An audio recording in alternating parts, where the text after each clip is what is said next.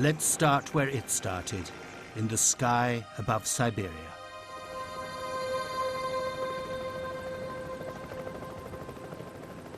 Down there is Tunguska.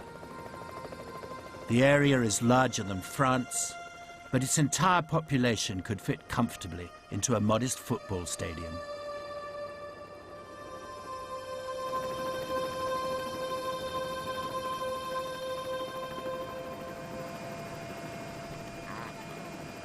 I'm traveling with some unusual passengers. We've squeezed into the helicopter alongside 4 reindeer and a handful of nomads. And they, in a way, are the lead players in this story.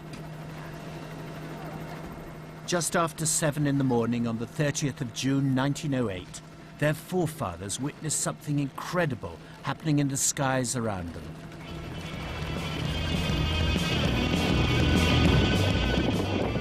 There was thunder, said one eyewitness. The earth began to move and rock. Конфликт здесь, небо и земля. I saw the sky split in two, said another. Fire appeared high and wide around us.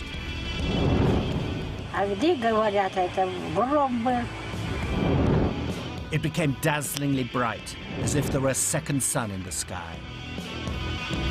Это опасное место.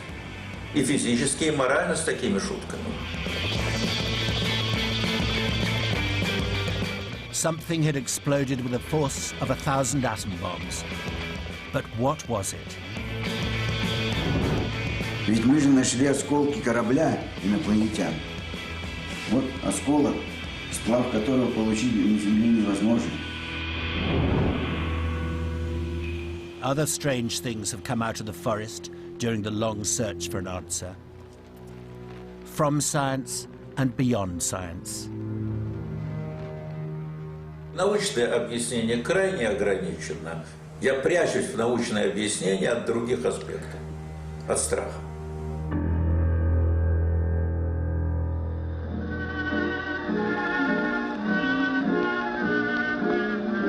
In 1908, the year the explosion happened, was a very different world from ours. Cities were becoming modern, but the revolution in transport and communications that would shrink the world had hardly begun.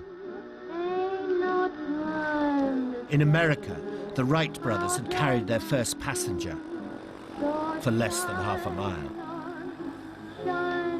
In Russia, the Tsar was still on the throne, though there were already rumblings of the revolution that would finish him. In Edwardian London, people went confidently about their business, but for one strange phenomenon. Luminous clouds in the sky above the city, so bright, said the newspapers, that you could play tennis in the middle of the night. But no one connected the stories with an event a few days earlier and 5,000 miles away in Siberia. A 100 years later, almost to the day, I was on a charter flight bound for Vanavara, the nearest settlement to where the explosion had happened. All I'd been told to look out for were mosquitoes.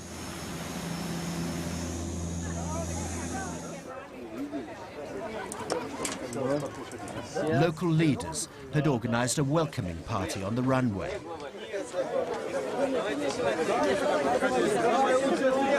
Technically, this is still the homeland of the Evenki nomads. Дорогие гости, теперь вам оденуты олимпийские солнышки, которые будут вас охранять на олимпийской земле от злого духа, от нехорошего глаза, чтобы у вас все было хорошо. Вам сейчас девчонки оденут всем. Так. А комары это знают? Да, комары. Вы только должны говорить волшебные слова. The welcome was a curious cross-cultural pantomime. Even the lad dressed up as an Evenki shaman looked suspiciously Russian up close.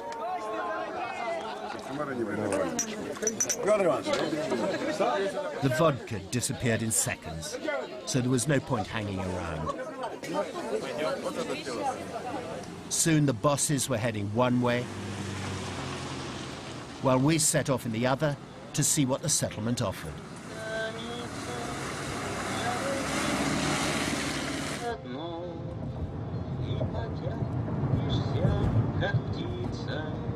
Vanavara is not exactly the end of the earth, but it's not far from it.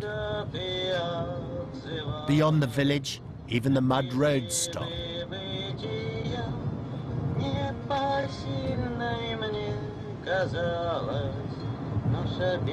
But today is special.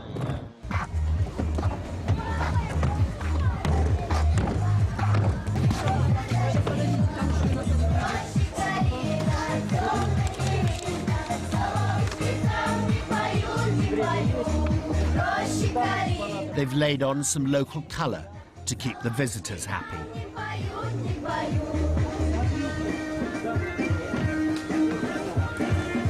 Apparently jumping is a popular sport among the Evenki. Certainly keep you warm in winter.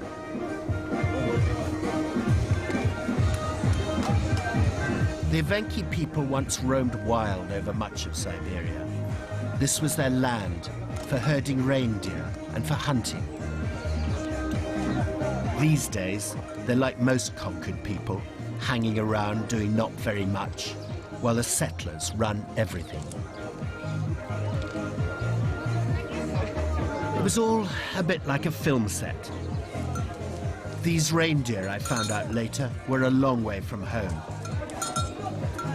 Though on the day, they seemed happy enough to stand around like starlets, being photographed and fed. Round the corner, we found Slava Ivanov and his mum. Her parents were alive when the explosion happened. And for them, there's no mystery about it. The gods were angry.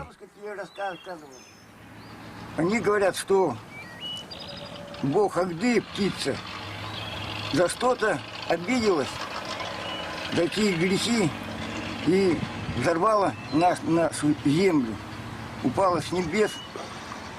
И это место, где это все произошло, люди эвенки, тунгусы, они это место прокляли. И шаманы сказали, вы на это место больше не ходить. Мать рассказывала, когда это было. Сколько лет прошло, не знаю. Дядя рассказывал, что слышали, да и все, мать-то рассказывала. Гром. Ну, она рассказывала, как эвенки там убегали оттуда. Эвенки эти сгорели, вот пожар же получился после этого-то. Сгорели некоторые, олени все сгорели. Некоторые убежали. Так она рассказывала это.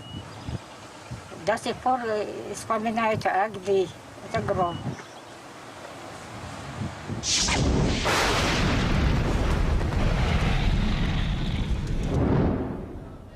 The Russians are adamant that there's no record of anyone being killed by the explosion. That's why they think it's okay to mark the anniversary with fun and games. But the truth is that no one came to investigate for nearly 20 years. So it's hard to see what those records are based on. Конечно, это, конечно, не праздник. Это трагедия для нашего народа, трагедия. Когда начинали этот праздник, праздник, надо было начинать с минутой молчания по погибшим людям, по тем людям, которые кочевали в тех местах. Catching a helicopter around here is like catching a bus.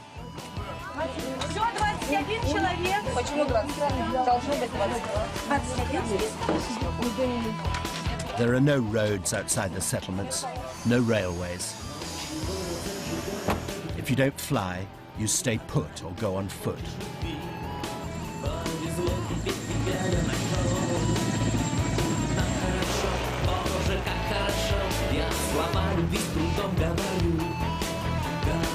The media caravan is being taken towards the place in the forest which they've calculated is the epicenter of the explosion.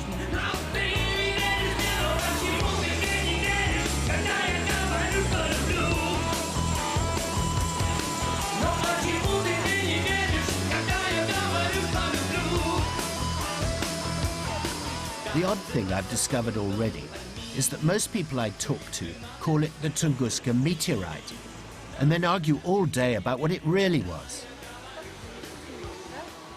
All they agree on is that it happened, whatever it was, on June the 30th. The governor of the Evenki Autonomous Region is the man on the left. He's trying to make an announcement for the cameras. На Ивенкийскую землю, недалеко от селения Ванавара, упал Тунгусский метеорит. Сегодня, 30 июня 2008 года, исполняется ровно 100 лет с момента этого события. Well, actually, it's not, as someone points out. Мы открываем это сегодня. Мы не привыкли к таким выдумке. Нет, это вырежете потом. He's doing it for us, of course. The news teams are a long way from base. Can't have them missing their deadlines. К столь знаменательной дате. И дабы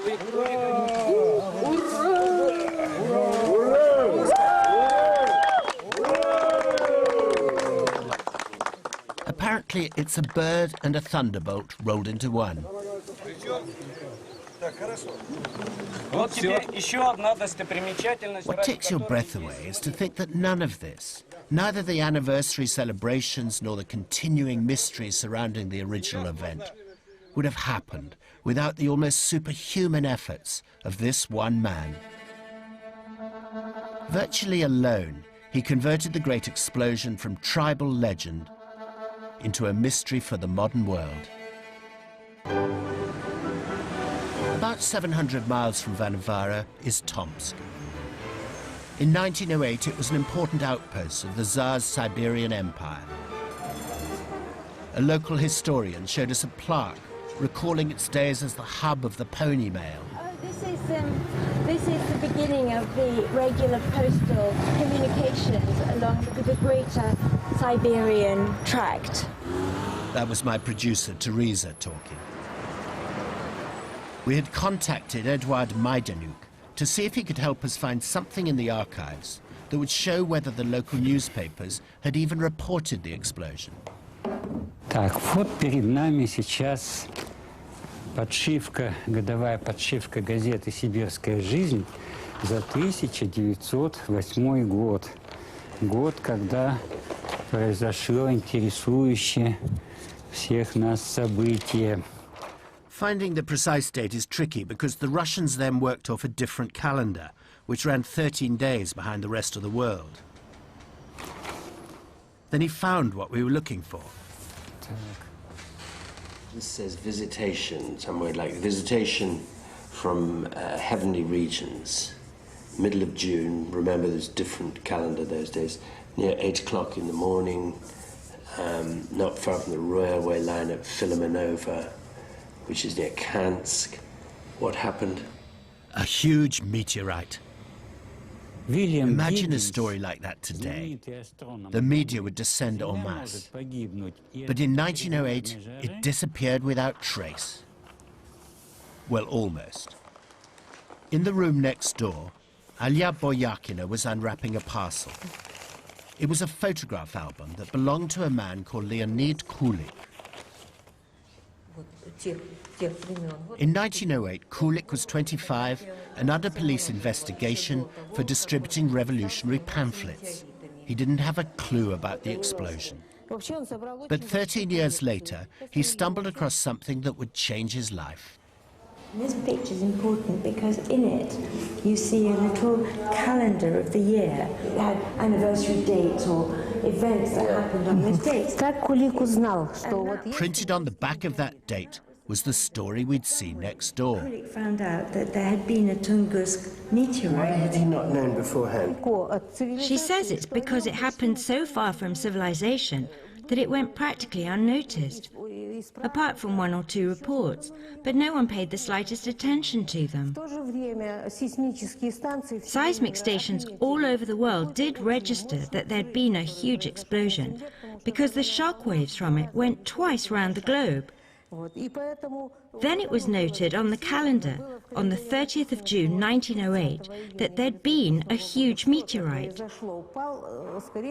somewhere in Siberia, but where exactly, nobody knew. The album gave tantalizing glimpses of the man. Soldier, student, family man, explorer. We wanted to know more. Alia told us that his daughter Irina was still alive. Why didn't we ask her? I got out a map. There's Europe over there, where we started. From Moscow, it's then a 4-hour flight across Siberia, here to Tomsk. To find Irina, we now needed to catch the overnight train to Krasnoyarsk. Just beyond it, you can see the town of Kansk, which that newspaper story was talking about. Vanavara isn't marked on the map, but it's another 600 miles or so, up there by the river.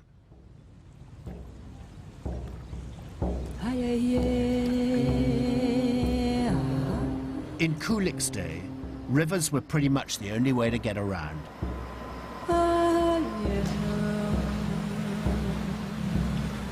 And they still are for many people in parts of Siberia. We found Irina on the banks of the mighty Yenisei. She's in her 80s now, bright and breezy. Her first memory of her father was when she was 3 and out for a walk in the park. She noticed a man looking at her strangely. So I said to my nanny, "Who's that man looking at me like that?" She said, "Go and say hello, you know him." And I said, "No, I don't." So I went timidly round the back of where he was sitting. But he couldn't contain himself any longer, jumped up, scooped me into a huge hug and began kissing me. That was my first memory of my father. He'd just come back from Tunguska. He was still wearing the clothes from the expedition, and he had a big bushy beard. Kulik's transformation into an explorer was an unexpected byproduct of the Bolshevik Revolution. For the best part of a decade, Russia had been in turmoil. First war with Germany, then revolution, then civil war. Throughout most of that time, Kulik had been in the Russian capital, somehow hanging on to his job in the Minerals and Meteorites section of the Academy of Sciences. That's why he was so interested in the story on the back of the calendar.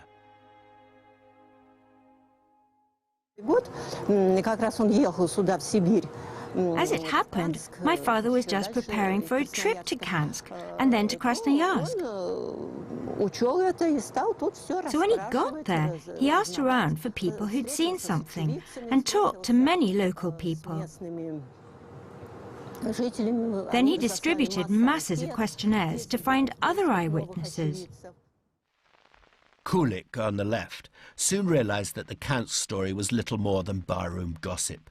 The real story was much bigger and much further north. He persuaded his boss to let him go and investigate. There's no film of his first trip. This rare archive is from the following year, when he did have some help. But he told his daughter about his first trip, when even finding a guide was a problem. Eventually, this man agreed to go with him. This Evenki was invaluable to them because he had reindeer. They'd found it impossible to get through on their horses.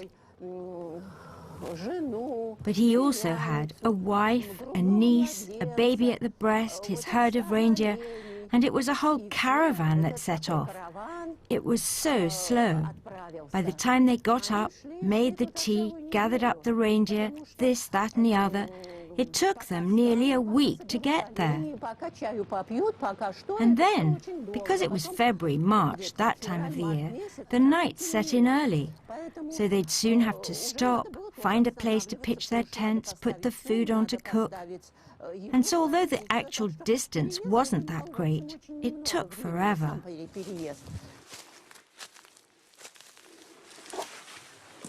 After a week or so, they finally found what Kulik was looking for.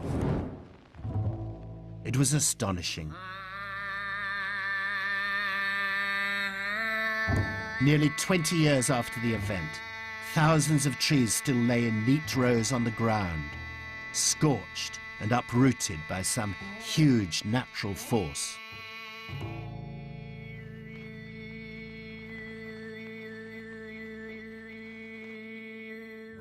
The Evenki took him to the edge of the fallen trees but would go no further. He said, "That's as far as I'll go. The shamans have forbidden it. There's a taboo." Kulik went on alone as far as he could, but he was weak with illness, exhaustion and hunger, and soon had to make his way back to Vanavara.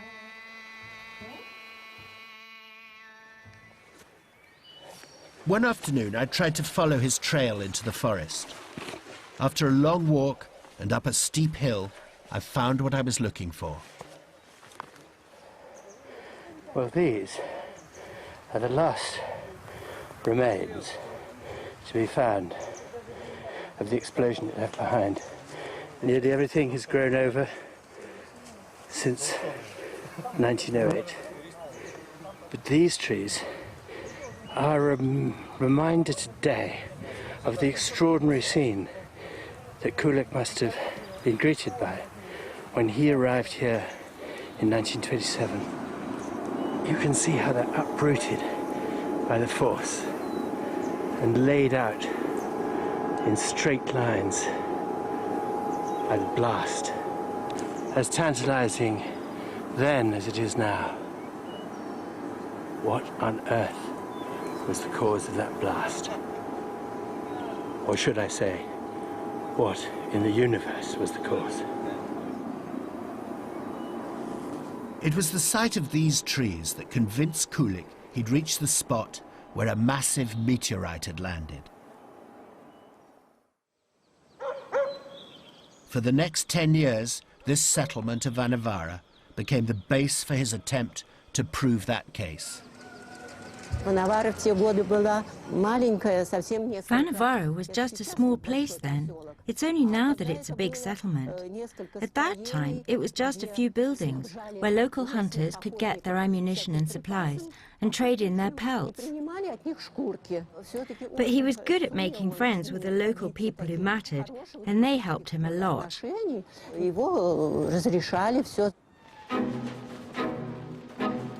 And so now did the new proletarian state. Kulik's exploits were a perfect advertisement for the power of the people's science. So they financed new expeditions to trawl the bogs for traces of a meteorite. They paid for surveys to calculate the epicenter. They searched high and low for a crater, but all they got was mosquito bites. He would tell us about how awful the mosquitoes were, huge. And they'd work in great leather gloves and tie women's scarves around their heads. They looked like scarecrows, and you can see in the photographs they're wearing mosquito nets. He told us about all this, but he never complained. On the contrary, if anyone else complained, he'd tick them off, saying, "Why can't you just put up with it?"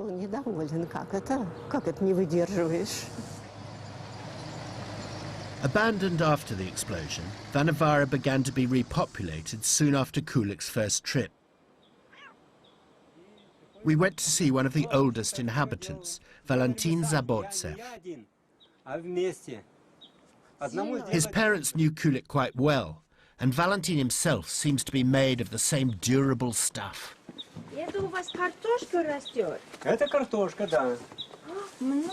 He grows the food he needs to eat.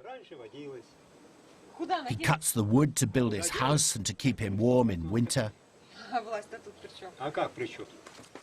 And this is the car he's built out of odds and ends.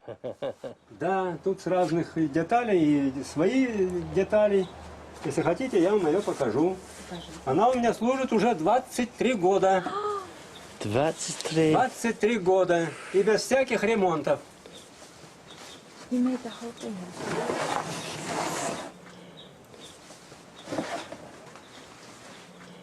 Агрегат с мотоколяски СЗА. Для инвалидов были эти коляски, где-то выпускали с 60-х лет, наверное, где-то так. Oh, fantastic. Transport was even more primitive when Valentin's family came here in the 30s.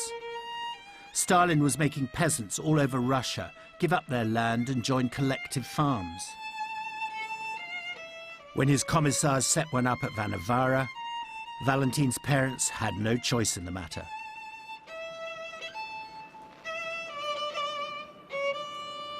Шли пешком, вот 200 километров через эту тайгу, без сеток, с маленькими грудными ребенками, пешком. He remembers how Kulik would drop in on his way to search for his meteorite. Да, прямо он даже приходил к нам. В гости? Да, значит, вот, где родители жили, он заходил, даже вот, ну, как вы зашли, вот, как говорится, поговорили, он поспрашивал, потому что мать практически с отцом помнили вот это вот потрясение, значит, падение вот этого метеорита. Они помнили? Они жили в Кежме, на Ангаре. Там даже окна с домов повылетали в то время. Значит, прогромыхало, и главное, что потрясло землю. Kulik's meteorite theory was accepted by most people in those days. But the absence of evidence was puzzling. 4 times Kulik went back to the wilderness to search. It was a vast undertaking, over 800 square miles and 80 million fallen trees. But at its center, no crater. What he did find was much stranger.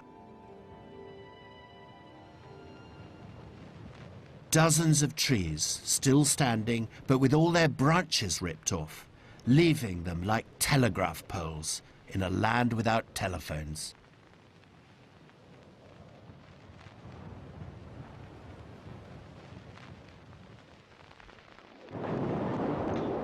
Kulik was planning a 5th trip to the forest when Hitler invaded Russia. At the age of 58, he volunteered for another bout of service in the Russian army and died of typhus in a German prison camp. But he had opened the doorway to a mystery which was to take his fellow Russians on a strange and unexpected journey.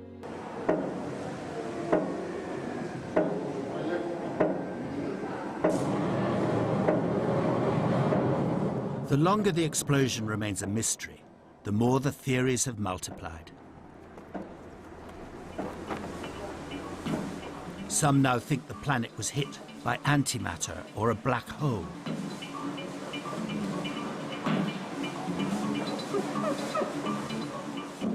Others say the explosion came from within the Earth. Some even think it was deliberately triggered by an electrical impulse from America. So now they just call it the Tunguska phenomenon. Тайна столкновения Земли и космоса велика. Слава Богу, человечество еще не знает таких взрывов. 10 водородных бомб в одном месте, в одно мгновение. Поэтому, естественно, люди бегут туда, интересуются и поклоняются, и люди и религиозные, и научные, всякие. Это естественно. Pavel Florensky's uncle, Kirill, was one of the early pioneers. He represented established Soviet science. But another key player was Gennady Plekhanov on the left here. Plekhanov now lives in a small flat in the middle of Tomsk, filled with the mementos of a lifetime devoted to the Tunguska mystery. The young enthusiasts have grown old on summers in the forest together. He went over to his bookshelf to get something he said would explain what drove the post-war generation forward. It was a story written by someone called Alexander Kazantsev. Это рассказ «Казанцева взрыв», который был опубликован в 1946 году, ну а потом вот издан здесь. Это уже советская фантастика. What excited Plekhanov and most of Russia was Kazantsev's idea that the devastation had been caused by a nuclear explosion on board a spaceship from another planet. В современниках, можно так сказать. Да. Вот эта статья имела. Наша задача была проверить, прав ли Казанцев или нет. То есть мы сразу же ставили вопрос, нужно выяснять научно, а не фантастично. Нас это увлекло. С этого все началось.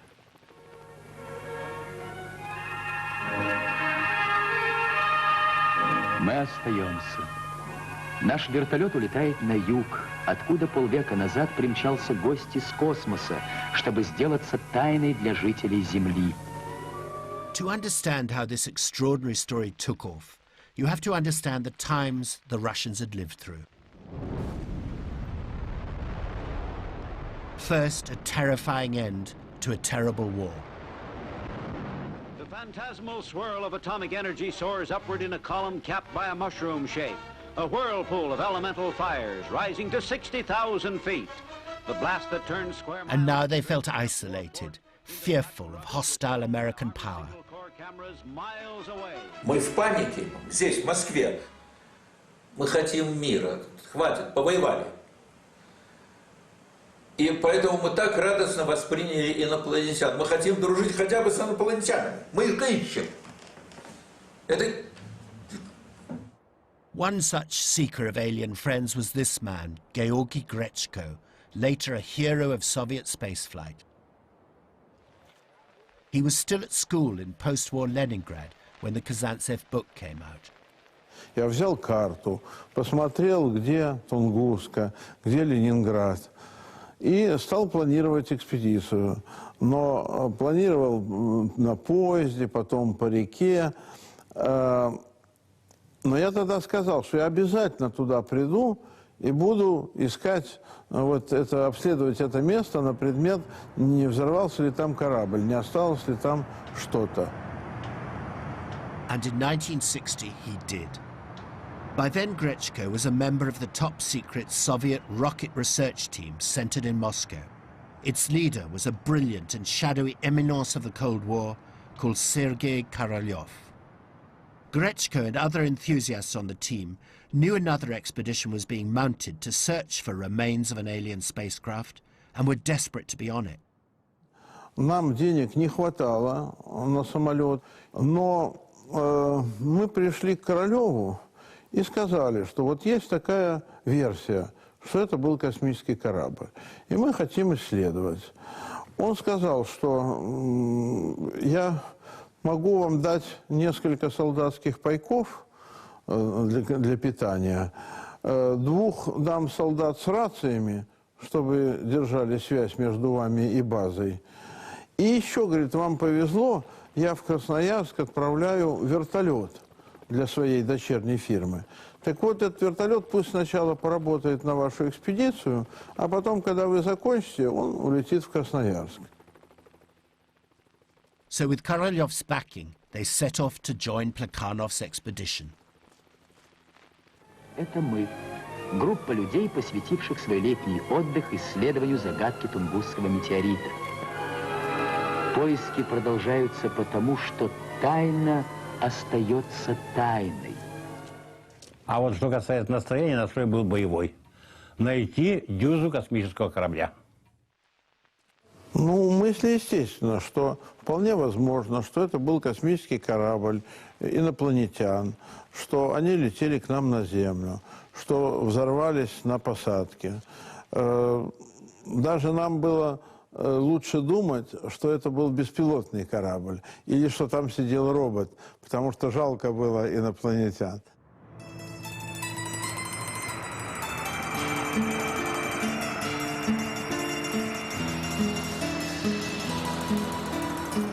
By a strange coincidence, an Italian, who now plays a huge part in the current research into Tunguska, had, like Grechko, spent the war years at school in Russia. Giuseppe Longo is now a professor at Bologna University.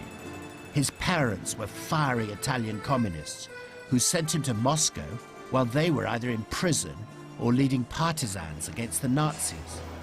So he understands exactly why the Russians took Kazantsev so seriously. Many people think about Kazantsev only as a science fiction writer. Really, he is an engineer. So in 1946, when the Soviet government sent to Hiroshima and Nagasaki a Soviet delegation to study the effects, Kazantsev was a member. And what Kazantsev knew was that the Nagasaki bomb had exploded above the ground, not on impact. Looking at the ruins, he realized it had uncanny parallels with Tunguska. He had seen some buildings that were still standing near the epicenter of the explosion, because there the shock wave came vertically and do not put down all the house as if the house was at a certain distance. And so there were some walls still standing up. The same was in Tunguska. It was that observation that really led Kazantsev to his theory. If the trees had been flattened by a mid-air nuclear explosion, it must have been generated by aliens, since no one on Earth knew how to split the atom in 1908. In the context of the time, it wasn't quite as wacky as it sounds now. Flying saucers were being spotted all over America. Why not in Russia, too? In the 50s, they sent in the space the first Sputnik.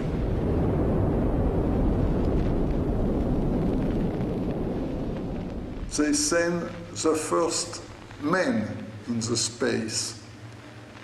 So many people were thinking, if we can send in the space our people, why the Martian or people from some other planet cannot send something on our planet? Все-таки было такое убеждение, что-нибудь найдется из космического... Ну, а зачем бы мы иначе шли? Тогда я их ждал и в полете посматривал в иллюминатор, не летят ли. И сейчас жду все, вот.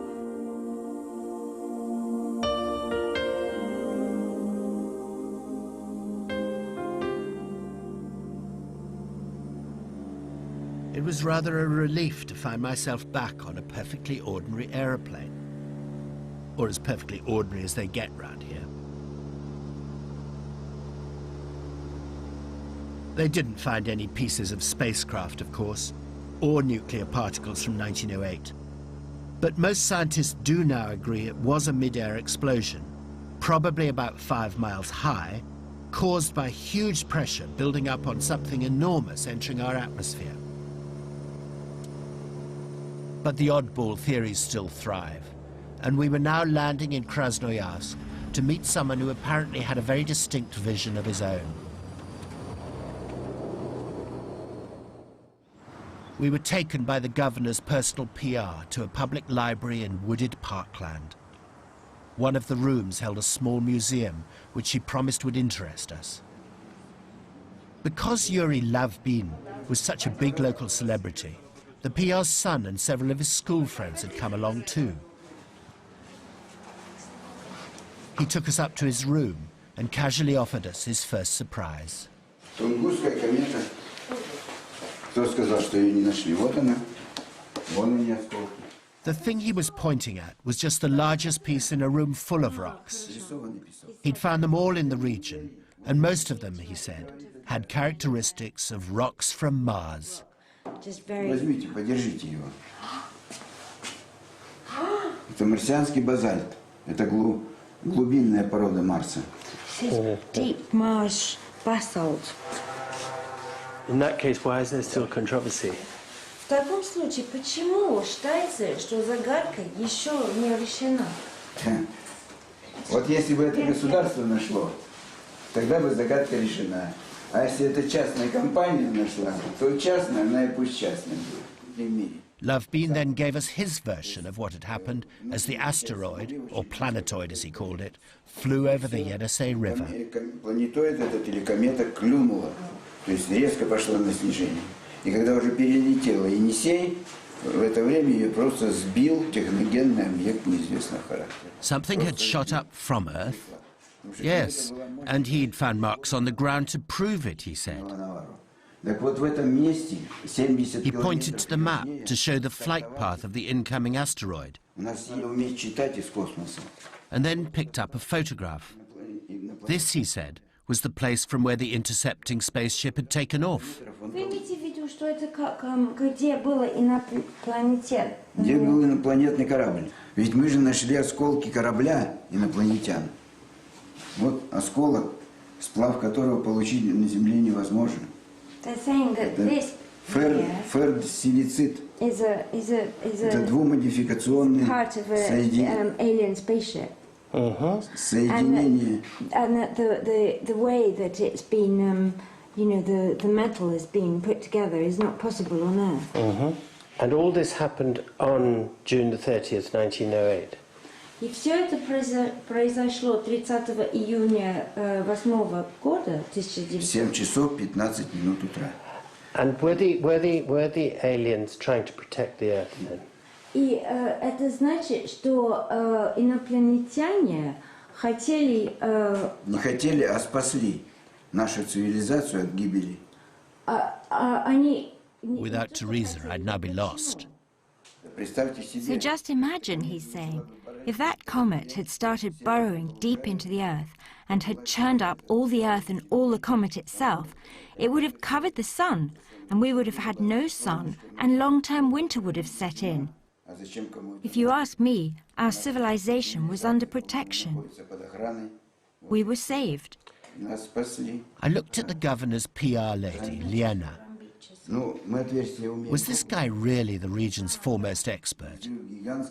And why had no one else found anything? And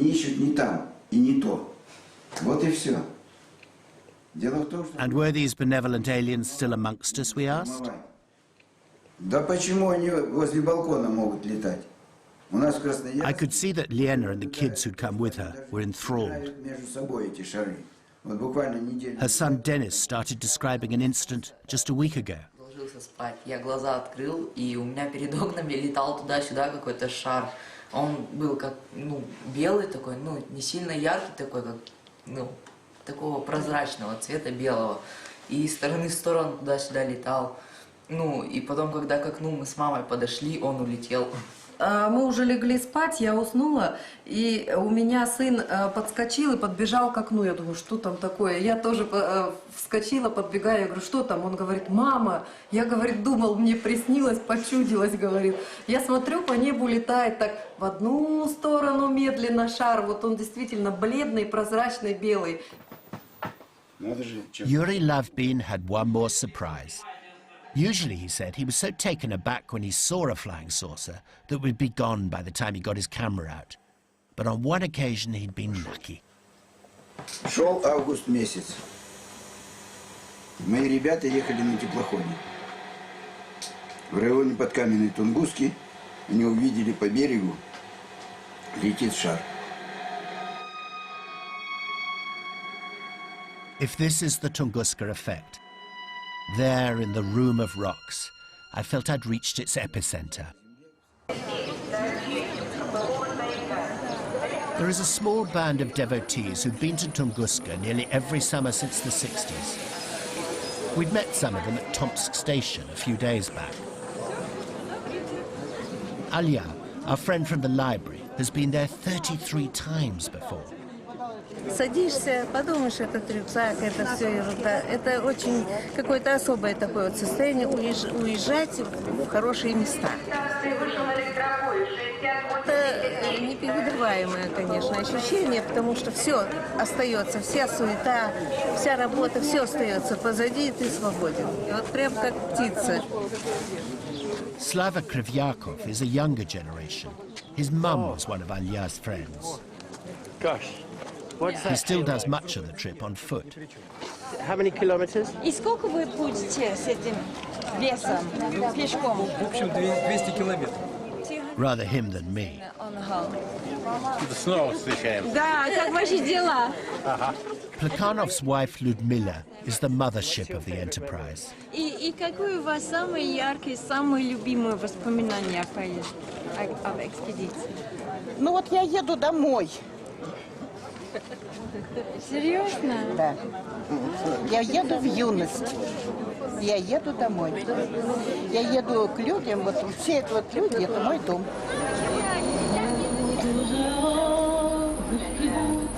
In the regimented life of Soviet Russia, the forest became a sort of liberation zone.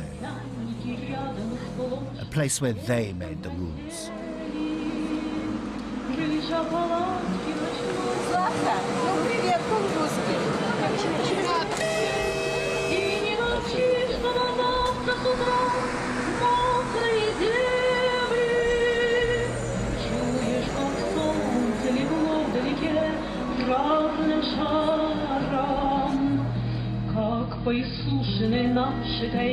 The regulars formed a club called KSE, sang songs together, spoke their minds, and searched for answers to life.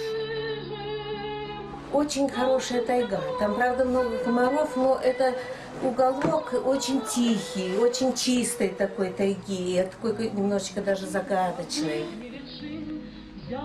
Это вот своеобразно, это вот, может быть, община будущего может выглядеть вот таким вот образом.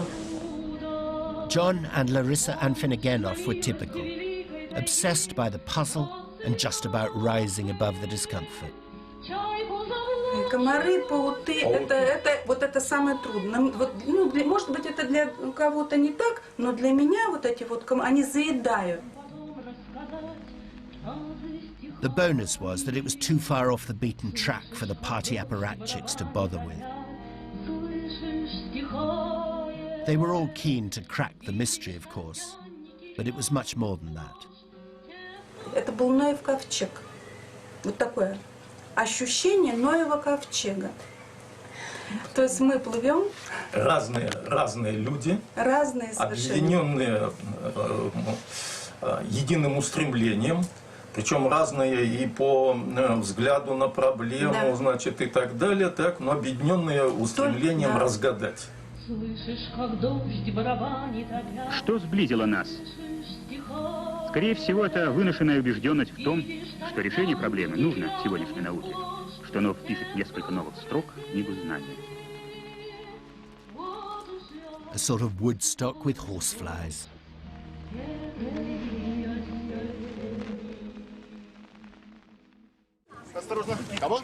The fall of communism has been a shot in the arm for the never-ending search, because foreigners can now join in.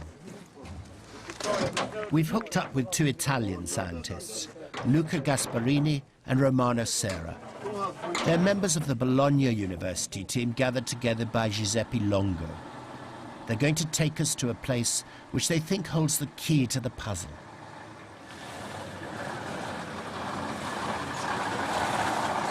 For most modern scientists, the argument has now been narrowed down. Either a meteorite which more or less disintegrated in a cloud of dust, or a comet which had been largely dust and ice to start with.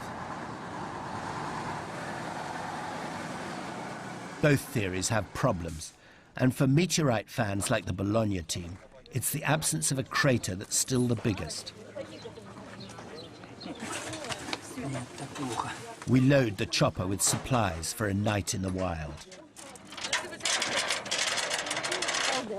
Those eggs aren't for us, by the way. We're dropping them off for a group who had theirs stolen by a bear.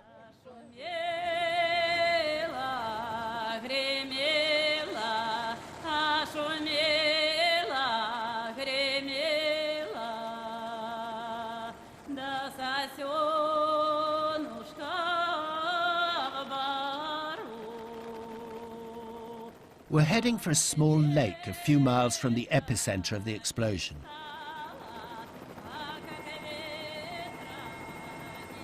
Lake Checo, as it's called, doesn't appear on pre-1908 maps. The two scientists from Bologna believe it's because it simply didn't exist then. They think it was formed by a fragment of a meteorite landing down there near that cabin.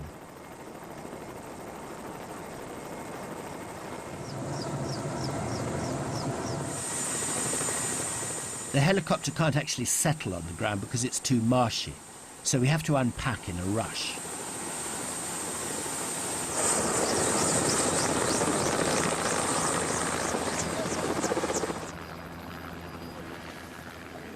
The Italians first came here 9 years ago. They used a small boat left by passing hunters, and they need it now to get more evidence to back their theory.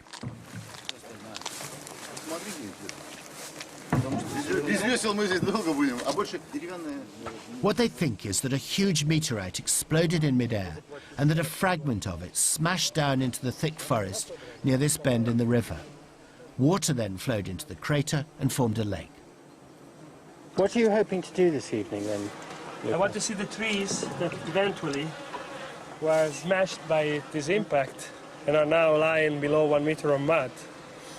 And I mean, they. So how will you get to them? You'll dig down, will you? I cannot dig down, of course. I will take pictures of the bottom because I saw in the last expedition in 1999 that there are some branches that crops out of the bottom, and filming it more precisely probably will allow us to decide whether they are normal trees coming from the forest or whether there is some systematic pattern that could be interpreted as this meshing that I mentioned before. Yeah. The trouble is, we're having to make our own oars, and the bugs are awful. God, the mosquitoes are terrible, aren't they? Yeah, these are... There's horseflies. Yeah. What's your solution to them? Just ignore them? Yeah, you ignore them, but they don't ignore you, unfortunately. Eventually, we're ready to launch. How old? In the other direction. How long?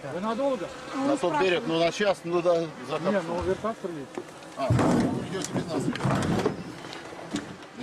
On their last visit, they'd used sonar devices to show that the lake was deep, sort of conical in shape, and unlike the shallow, flatter ones typical of the taiga. На корму лучше сесть одному. Да пускай плывет. Ничего. Собака. That survey also detected something unusual at the bottom, which might just possibly be the remnants of a meteorite. These fucking animals, you know. Yeah, totally. What's that? GPS. Oh, great. And what will the GPS allow you to do? Just position yourself? Yeah, I position the survey. Luca has bought a light and a camera, which he hopes will let him see what the bottom of the lake looks like. In particular, whether there are traces of trees down there. And how deep is the water here? Here is, I guess, 40 meters. Oh, so this is quite deep. 40 meters? Yeah. 50 meters is in the middle. Yeah. If there are just a few trees, it would mean nothing. They could have just rolled off the bank. But if there are lots, it would indicate a sudden catastrophe striking dense forest. All you scientists, I think, rather like having a gigantic puzzle like this to solve, don't you? Yeah, you're right. But, you know, at the same time, we die for discoveries. You know, that's something which is contradictory, if you want. But it is like that. I mean, it's something you like the mystery, you want to discover the mysteries, but at the same time, you die because it is a mystery, not because it's something else.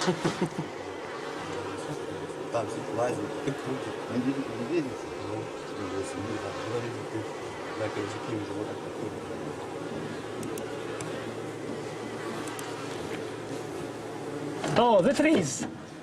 Yeah, no, don't move, you don't have to move. You see the trees? They are there. I see. There they are trees. Good. There are trees coming down of the... Yeah. Oh, I see. Yeah. Yes. You see? Amazing.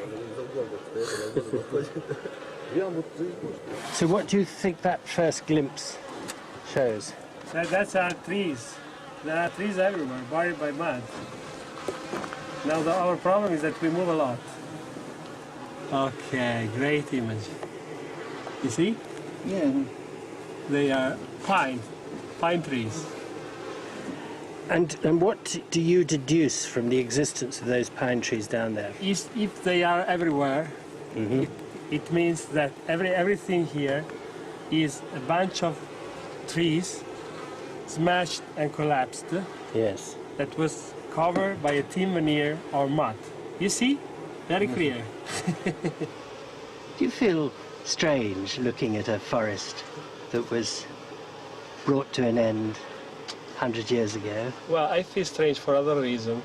What are I they? feel strange because I'm here with 4 persons in the middle of nowhere, just looking for this instead of being in a bar drinking a beer. I feel a little bit crazy, if you want, more than strange. We move off. Luca wants to take soundings all over the lake to make sure the first one wasn't just a fluke. You see? It's amazing. Everywhere you go, you see these are trees. Yeah. You are witness. You all are witness. That you found the missing forest? Yeah. A few trees might have fallen down, Yeah. but that many But not a carpet. have to be pushed down in But one. not a carpet. It was something huge, you know, something totally not normal, not known. Light was beginning to fade. We made our way ashore and got ready for our first night on the lake.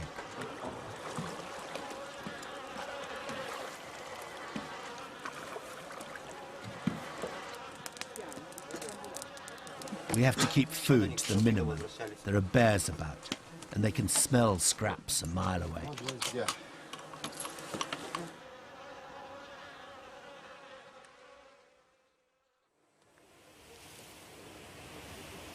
Next morning, it's back to work early. The weather can change quickly around here, and they want to use every moment.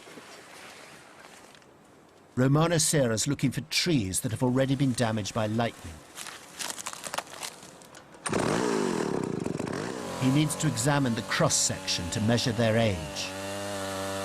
Irregular rings usually mean something has happened to change growing conditions. He can also see whether there are signs of earlier damage and the direction from which it came. Very bello, bello, bello. This is 08 near. And after go in this direction, north. The explosion, big explosion, direction is in south. Promising. The rings suggest something big happened about 100 years ago. And here's another one that looks interesting. It is, by the way, near the shoreline of the lake. And so, in case the lake was formed as an impact, it should have suffered some bending. And it's exactly what Romano is going to see. What they're hoping is that the cross-section will show more irregular growth or damage. But then a surprise. No obvious sign of anything unusual. This is trees which were alive in 1908. This was survived trees as well. But Romano needs more study to say something more. Not quite what he was expecting. No. That's typical of Tunguska. You accumulate evidence that points in one direction, then up comes something which doesn't fit. The answer? Keep trying. Romano sets off to get more samples from the other side of the lake, while Luca and Alexei go back to trawl a section where a small stream forms a delta.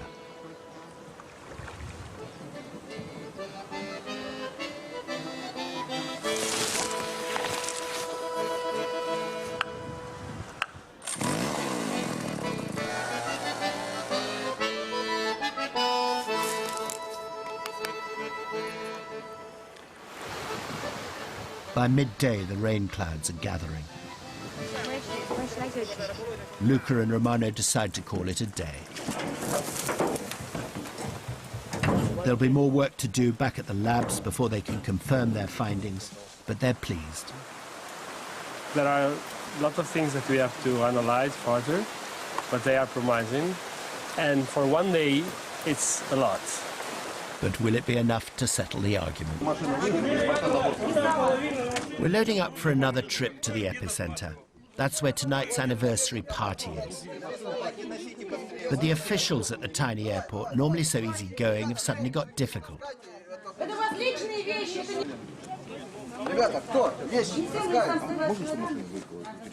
While we're waiting, we spot an odd-looking group nearby. We go over to chat to them. They had news for us. Мы сегодня одни-единственные на весь мир в 7 часов 14 минут были в эпицентре палевого вулкана. Все. Только мы, больше никого.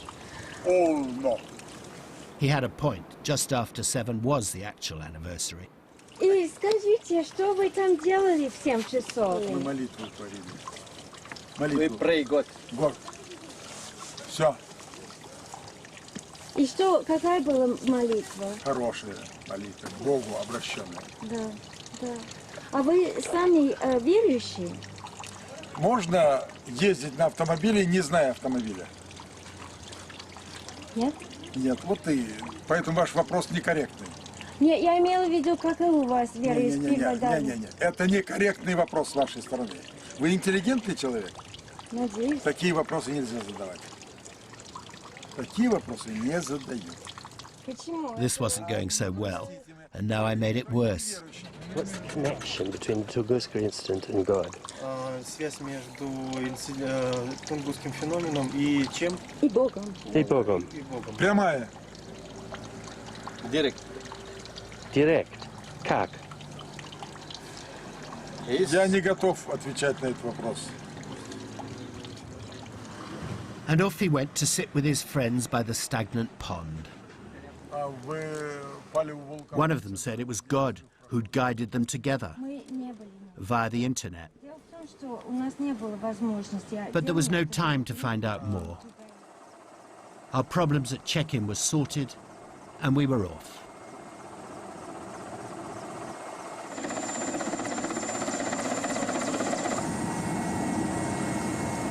There's Slava, the man we met at the railway station. Must like that T-shirt.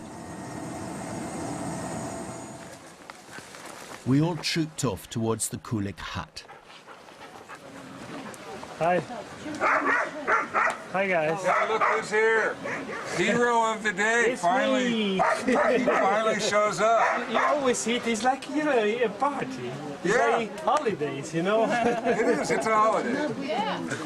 They'd all met at a conference in Moscow a week ago, each there to put his own special theory. This is Dr. Mark Boslow, an impact specialist. And are you kind of on the same track, or do you have a different theory, or? Well, you know, I'm skeptical of his idea, but I'm also a defender. I think it's a good hypothesis. Decoded, that means he doesn't think Lake Checo was formed by meteor impact. You know, the Russians are saying the same thing I am, so, Yeah. I mean, we had... He's right. The comet theory is probably more popular nowadays. But the truth is that no one idea has ever had enough evidence behind it to demolish the rest.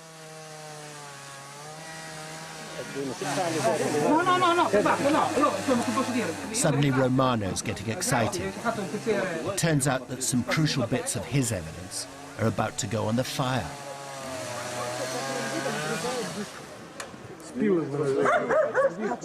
They have called the telegraph pole. It was a tree that was standing very close to the epicenter, or one of the epicenters, eventually, and it was totally deprived by branches and by the scorch. So this bit of wood that I'm pointing the camera at was right underneath the explosion 100 years ago. Era proprio sull'epicentro. È molto probabile perché aver questa forma siamo all'epicentro. It is Ma very comunque qua likely. siamo già lì. Well, you know, I didn't expect to see it in the wood pile. I want to take a slice of that home.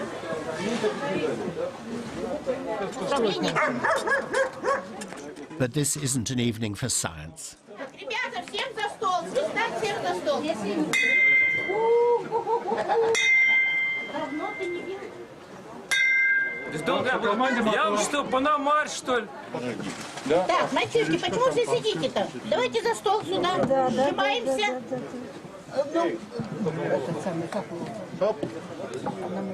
Пошла. Кружки, подставляйте кружки.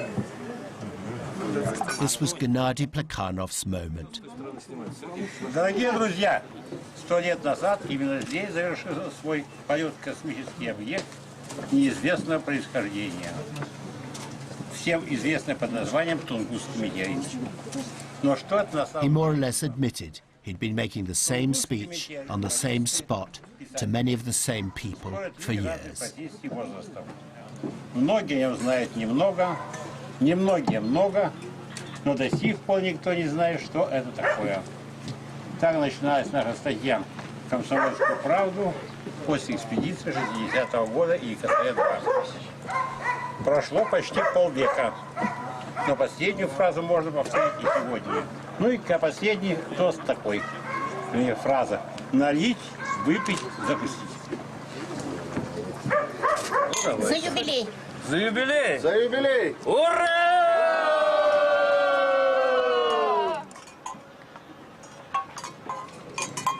Picture of an unhappy man.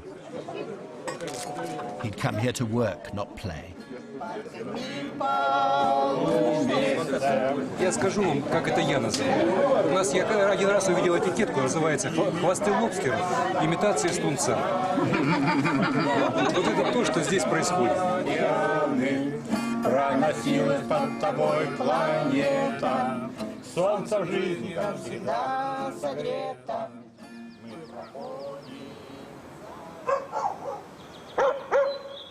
The day after the night before. Part of tidying up was dismantling the set.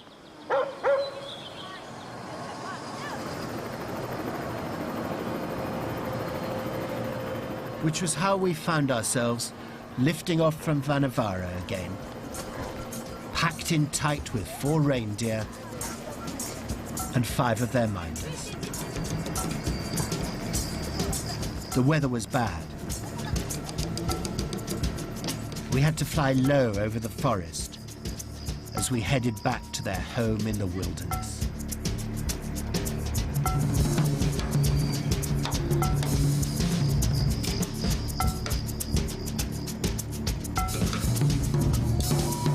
There was no airfield to head for, just, we hoped, the telltale signs of their reindeer somewhere before our fuel ran out. The captain called for some help locating them.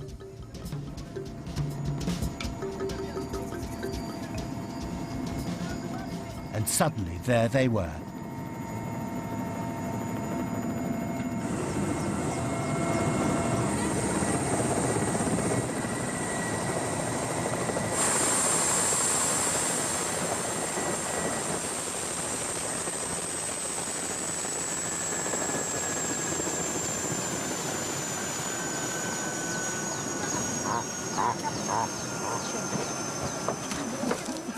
The nomads had materialized from the forest as fast as the reindeer were now disappearing into it. А где олени? Убежали? Опять должны. Они вообще отбегали от вертолета.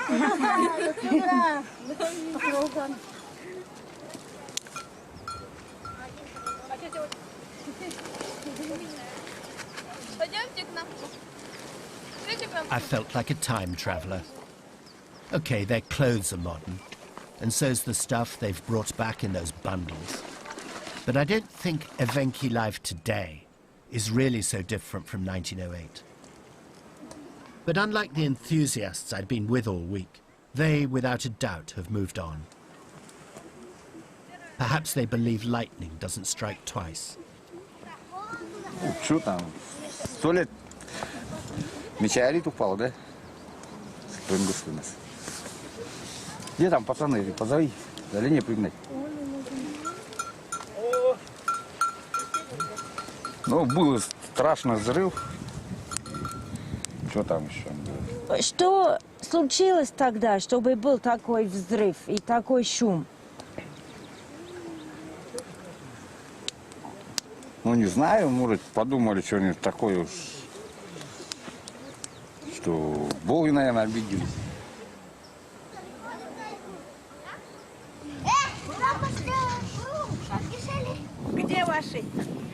I went into one of the tents. Did they live in them the whole year round, I asked. И зимой, и летом, и весной, и осенью. Но у вас зимой чумы, наверное, уже из оленьих шкур. Нет.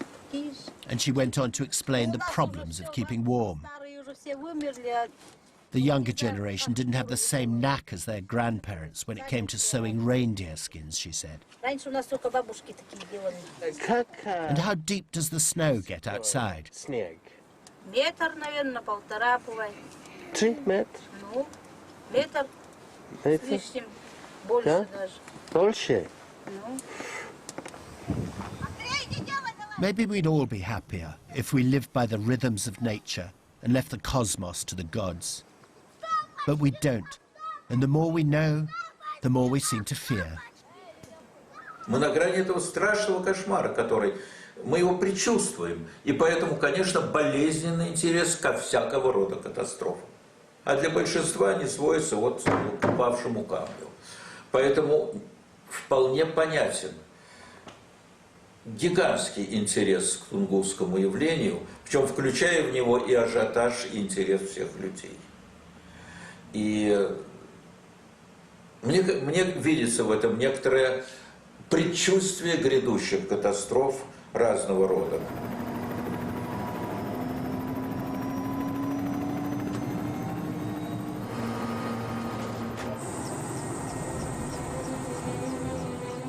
The scientists call the thing which descended on Tunguska a once-in-a-thousand-year event. Heading for home, I couldn't help thinking how different history might have been for the Tsar and everyone else, if in the whole of time it had happened just a tiny bit later.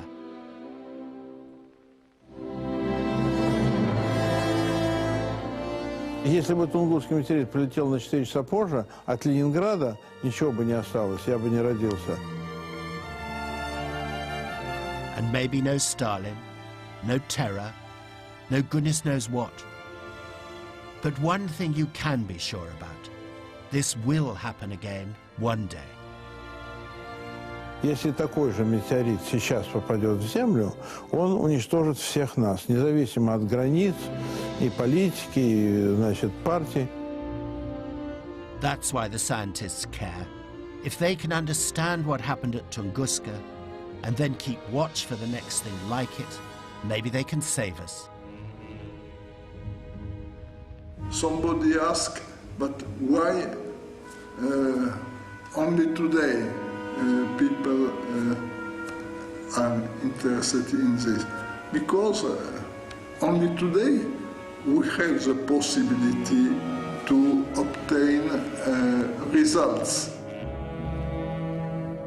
Тунгусский взрыв, вот этот, он призывает человечество немедленно заняться защитой Земли от крупных метеоритов.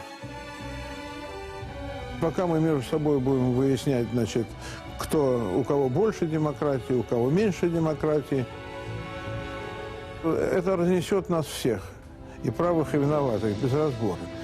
И ведь так что надо объединиться всем и решать вот эту задачу, как спасти всех. А потом можно опять между собой ссориться. Although the cargo is valuable, the ship itself has not been insured against piracy, and therefore the ship's owners are denying ownership and refusing to pay any ransom. The pirate leaders, who are estimated to have already spent around $1 million on the piracy operation, are refusing to back down, leaving little hope for the 24 hostages on board.